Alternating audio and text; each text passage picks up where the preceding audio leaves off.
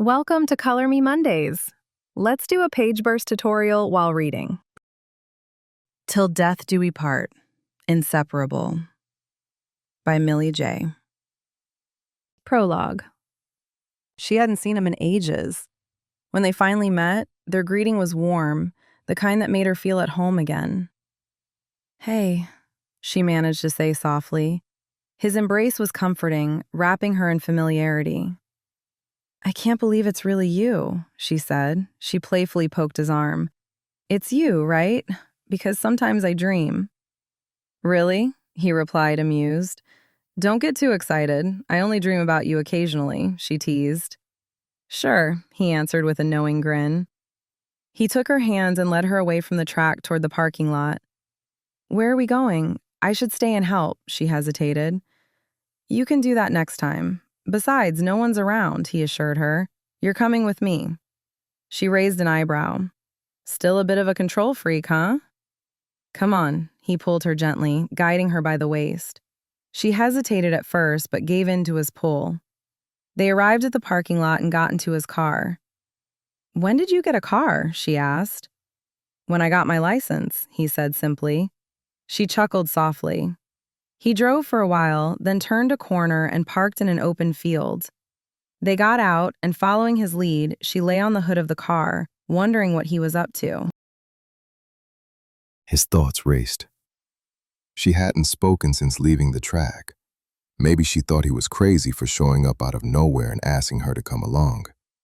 Yet surprisingly, she had agreed, though she hadn't had much choice. Did she miss him as much as he missed her? He had held her tightly on the track, reluctant to let go. When he relocated, he felt regret almost immediately. Before he left, she had confessed her love for him. Instead of accepting it, he'd asked for time. She never brought it up again. On the day he left, she hugged him without emotion. Lying in that alley, nearly bleeding to death, she was all he could think about. It dawned on him then. She had opened up to him. She, who was usually outspoken and emotionally detached, loved him. He had rejected her, and she seemed unaffected. She remained cheerful, joking with him as if nothing had changed. Listening to her breathe, he longed to pour his heart out, but the words escaped him. Breaking the silence, she said, "Choosing an open field to hurt me isn't wise. There's nowhere to hide the body or evidence, and anyone passing by could see."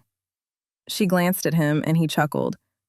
Hearing his laughter reminded her of their school days, filled with fun and teasing.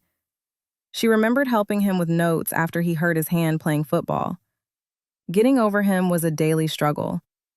She recalled his request for time after her confession. As he left, memories of him started to fade, but he remained her greatest love. His sudden return stirred old pain, and her heart ached as she remembered. Minutes passed in silence as she was lost in thought.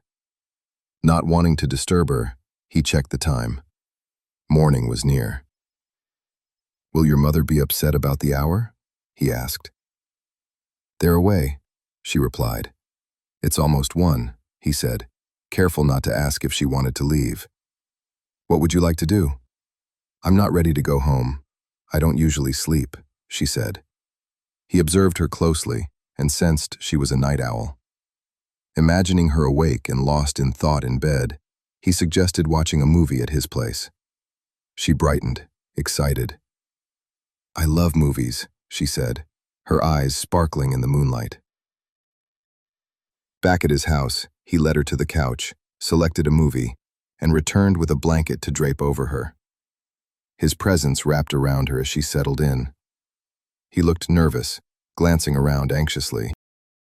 During the drive, he had seemed on edge, constantly checking the rearview mirror as if someone were following them.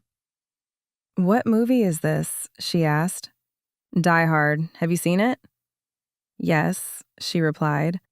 Sensing his uncertainty, she reassured him. "Watching movies more than once is fun." Getting comfortable on the sofa, he sat beside her, visibly tense. She glanced at him sideways. "Who are you expecting?"